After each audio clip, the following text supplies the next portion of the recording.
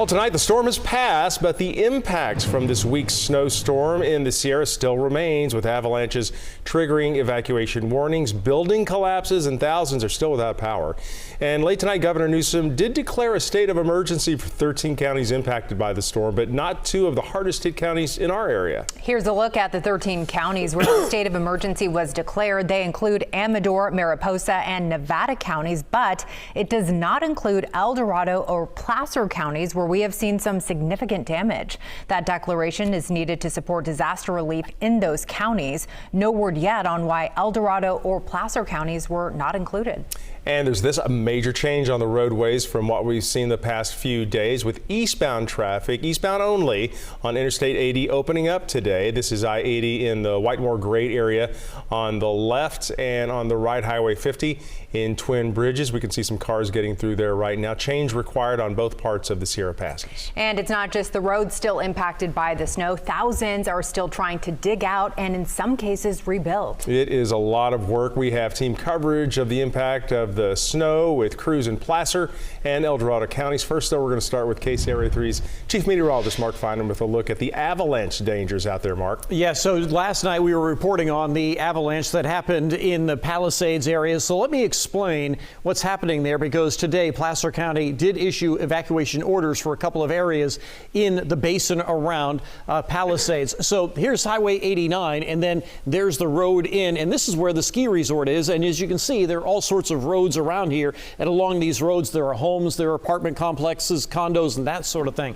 From this vantage point, you really can't get the view of the terrain. But if I spin the map around, you'll get the idea of how that's just that valley, and it's a bowl. You have a steep slide here, steep side here, and steep side here. So last night, the avalanche we saw came down this slope right in here, and as you can see, it went down into the roads down in here, into a building. And this is one of the evacuation areas, and this is the other. This is on Sandy Lane, and as you can see, that's right below another steep slope. This area picked up around 12 feet of snow in the last 7 days. So there is a lot of snow just waiting to slide down some of these hillsides, and it's not just here at Palisades and Olympic Valley. It's throughout the crest of the Sierra. So much snow, so much wind-driven snow the last couple of days. The snowpack is quite unstable, especially in the backcountry. Back to you. It really is dramatic, Mark. Thanks for that. Well, in Placer County, at least 100 people impacted tonight by an avalanche that slammed into a condo complex in Olympic Valley. With 80 now back open, KCRA 3's Orko Manna headed to the scene. He joins us now. So, Orko, what are you seeing up there? Well, Andrea, a CHP officer who was here earlier tells me that condo building that was impacted by the avalanche is actually down this street here. We can't get to it. You can see all the snow on the road and the caution tape here. So the big question tonight is when residents will be able to return and when all this snow will be cleared. Well, it was snowing like crazy. Paul Markolevitz is still in shock after an avalanche rammed into a 3-story condominium in Olympic Valley Tuesday night. He's renting out a condo in a building just down the street. It's crazy. You know, it's like, we knew that, we were staying right here at the base of the Palisades, and yeah, it was just wild. Like, our family, we were freaked out. We didn't know whether we should go to the hotel. Markolevitz says he jumped into action when he saw fire crews and search and rescue teams. I ran some random guy's snowblower and helped clear the path so the EMTs could get in and out. The Placer County Sheriff's Office says the snow from the avalanche shattered windows on several floors of the condo, which is down this snowy road blocked off by caution tape. Luckily, nobody was hurt, and fire crews safely evacuated several people that were inside 4 of the 70 units. But the scope of the avalanche's impact is much larger. The avalanche affected an upwards of about 100 residences around the Olympic Valley area. Several people or several families decided to evacuate, and others sheltered in place. While crews get ready to clear the snow, the Sheriff's Office is working with the Sierra Avalanche Center to figure out when residents can return. Hopefully they found a warm place for them to stay for a few days. Officials say that a temporary evacuation shelter has been set up in Truckee, and we're also told that there's still considerable avalanche danger in this area, so you're asked not to travel here if possible. Reporting live in Olympic Valley tonight, Orko Manna, KCRA 3 News. Some good advice, Orko. Thank you so much for that update. Heading north to Plumas County, Highway 70 is closed after a debris slide. Caltrans says there has been continued slide activity from Plumas to Butte counties, and you can see this. It looks like a wall of snow over the roadways here. Obviously, you cannot get through this part of town. Work is underway to get those roads cleared. And we have some devastating pictures out of Forest Hill tonight where a church came down. It collapsed because of all the snow. You can see just how large this building was. Leaders of the Calvary Chapel in Forest Hill say that the roof collapsed sometime overnight. We're told the damage is still being assessed, but this looks to be a total loss. At least one car that was parked near the church was also damaged. Thankfully, it appears that no one was hurt. The church is now looking for alternative locations to hold services.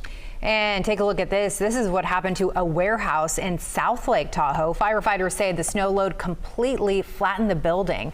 This is on Melba Avenue. One wall was left standing, but crews had to put on snowshoes to even get there. The warehouse was still standing yesterday. Well, with all the heavy snow that we've had, Placer County officials are warning to just keep an eye out on how much snow builds up on structures, propane tanks, and gas lines. They say that 3 feet is a pretty good gauge to be looking for. Signs to watch out for include sagging beams, new cracks, and doors and windows being suddenly hard to open.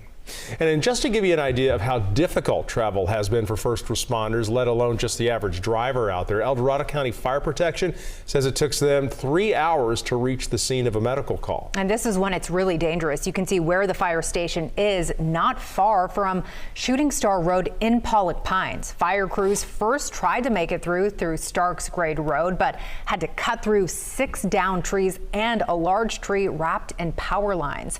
Crews released this video showing the call around 2 in the morning. They had to turn around and drive up around Sierra Springs Drive instead, where they found 5 more downed trees. And snow making it difficult for crews to reach a house fire in Amador County. Crews arrived to the home in Pioneer around 10 o'clock last night, and they found it engulfed in flames. The family was able to make it out okay, but the home was a total loss. The cause is under investigation. And a look now at power outages. The statewide outage map showing more than 88,000 people without power tonight. Some areas have been dealing with this for a week now, and in our area, the biggest impacts are in El Dorado and Nevada counties. And we wanted to hear from people in El Dorado County about how days of being without electricity is impacting them in these freezing temperatures. So difficult. KCRA 3's Leanne Denyer is live for us right now. She's in Placerville. So Leanne, what have people been saying out there? Well, people really are just trying to keep their spirits up. PG&E told us that Placerville was one of the places hit hardest by these power outages. They told us their crews have been out dealing with downed trees and with ice and snow-covered power lines. And just up 50 in Pollock Pines, people told us they are just making do. Jim McCarthy invested in a custom generator in hopes of avoiding issues like the ones he and his wife are currently facing. He owns 50 Grand Restaurant and Bar on Pony Express Trail in Pollock Pines. We can run all the equipment, all the ovens and the fryers and everything. Trouble is, we just can't get our employees in. And the customers are buried. Yeah. Pollock Pines in particular is under feet of snow, snowing in residents, causing power outages and issues on the roads. A couple of Jeeps went out there in the deeper snow. We have search and rescue on standby for places, and that's really helping us for the welfare checks for people. They're calling friends and family that they can't either get a hold of them or they know they're having trouble in their houses. The sheriff's office says it's working closely with partners, including Health and Human Services and PG&E, as many businesses and residents remain without power. We're still in restoration phase, and even though we are getting customers back on every day, we're not going to be able to get everyone back on within a day. So be prepared in case of extended power outages. This is nuts. Rebecca Noonan already missed 2 days of work, so she's shoveling out while her power is still out. Any idea when it'll be back on? No. I don't know. This is the old sign. Back at 50 Grand, Jim and Kim are getting ready to get customers back in their dining room. despite what's going on at their house.